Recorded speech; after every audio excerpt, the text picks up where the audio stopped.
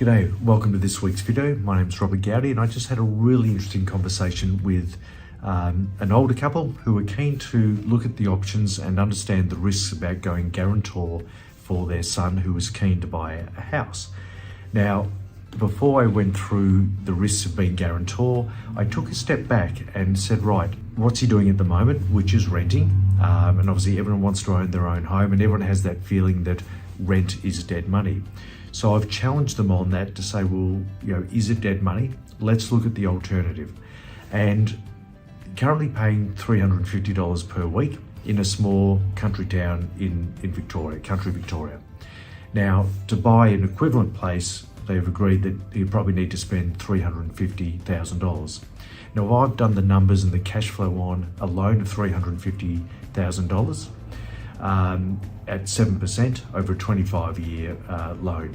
That's about 30 grand per year, with about $5,000 of principal being paid off and $25,000 is interest that's been paid. We need to add ongoing costs of about $4,000, so it gets to about $34,000 in cash flow per year, whereas at the moment he's paying just over $18,000 to rent the place.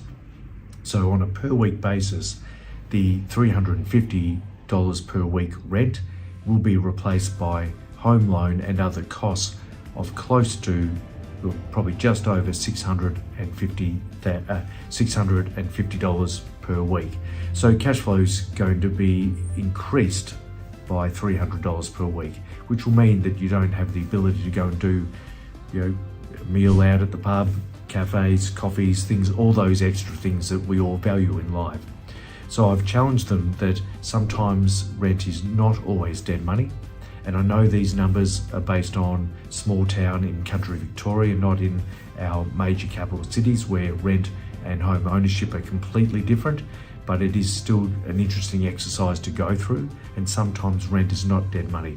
And there's an old saying that an accountant gave me some years ago. He said, well, you can rent the house or you can rent the money to buy the house. And you need to consider which, from a cash flow point of view and lifestyle point of view, which is best for you. Thank you for listening. If you've got any questions, please let us know. Cheers.